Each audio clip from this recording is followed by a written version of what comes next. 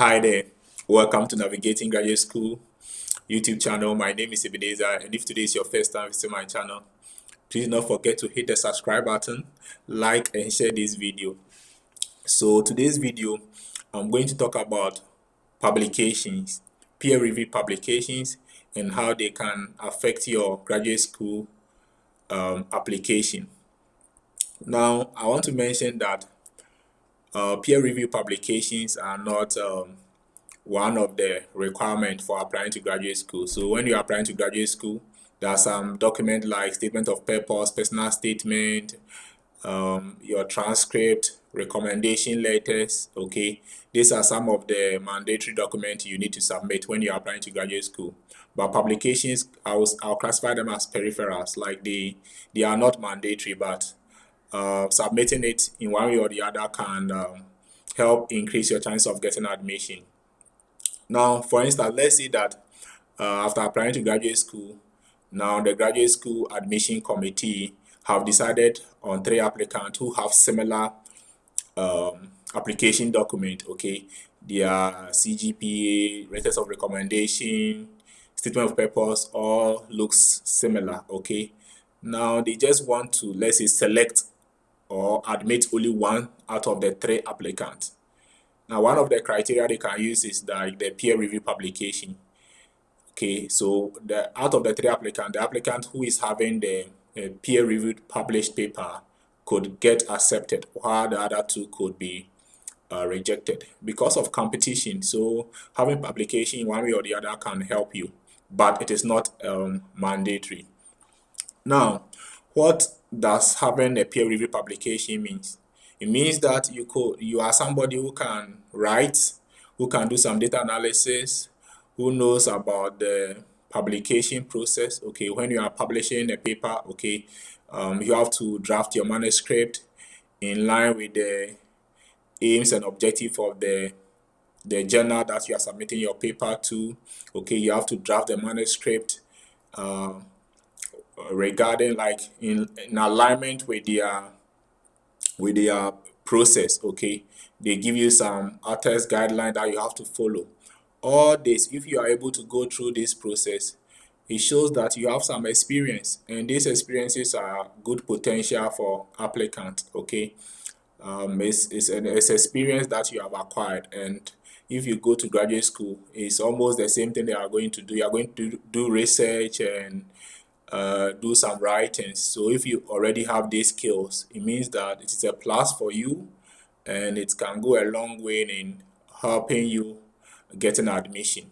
Okay, sometimes your role in the paper also helps. Okay, so if normally for publications, you work in a team, it also shows your teamwork. Okay, you could have any paper that you read, you could see maybe 3 or 5 authors. Okay, it means that you can do a teamwork, and graduate school is also about teamwork. Okay, and let's say if you are even the first author of the paper, it also shows that you are somebody, you are a leader. Okay, you can lead, you can write, you have done like almost like 70 to 80% of that paper. Okay, if you are the first author.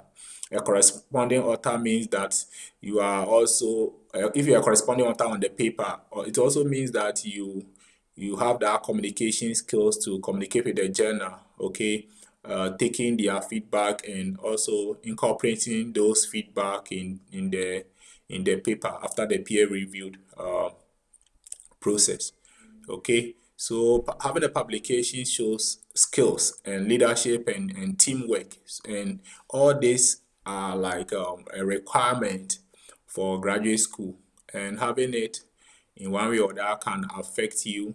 It can help improve your chances of getting admission. Now, let's look at the other side. Now, because of pressure, okay, I hear a lot of people do video. If you want to get admitted to graduate school, you have to publish. If you want to get admission to a graduate school, you have to publish. Because of that pressure, potential applicant, they try to write something, a review paper or anything, and they just submit it to any journal. And those journals are not well indexed. They are not well indexed in databases like Scopus or Web of Science. Okay, and then they submit these papers and get them published within a month or two after submission to these journals. Okay, and these journals are called predatory journals, and the authors just pay something small, like maybe a couple of dollars, like $100 or $50, or some of them even charge more. Okay, and then they paid, and their paper get published. And these predatory journals don't do the peer review. Okay, and you see a lot of errors in the papers that they publish because they don't do the peer review.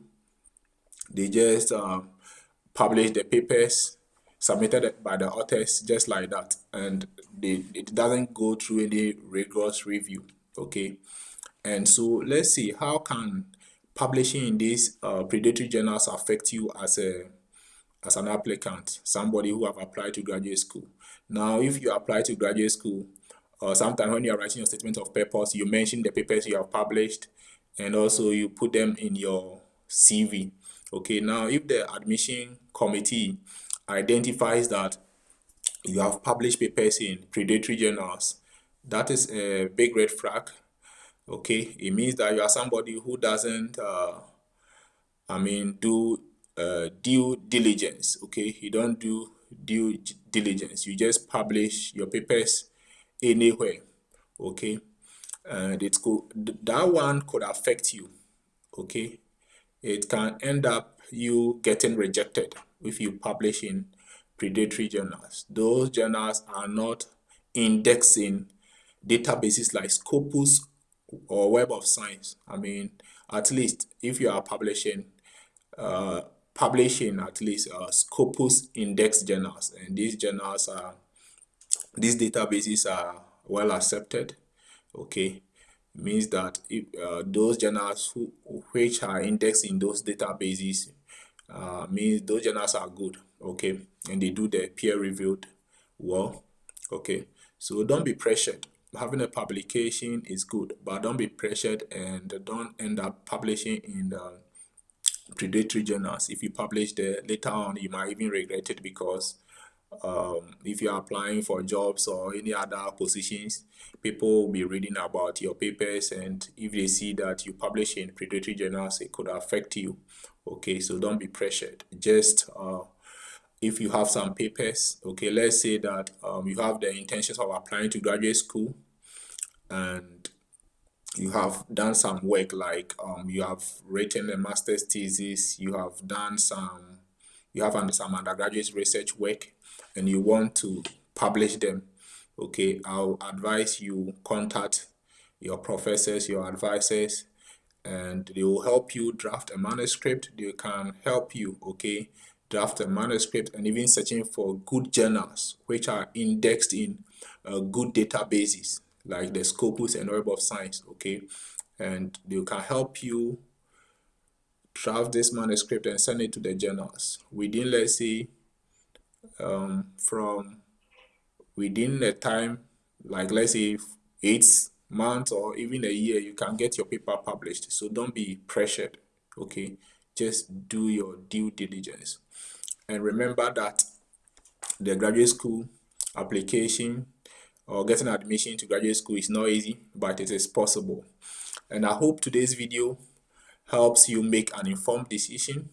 Thank you for watching my video, and remember, we have a lot of good things for you on this channel. Recommend these channels to your friends, like and share this channel. The more you like it, the more we get viewers, and the more we can also do videos for you to help you in your graduate school application. Thank you once again for watching my video today, and see you in my next video. Bye bye.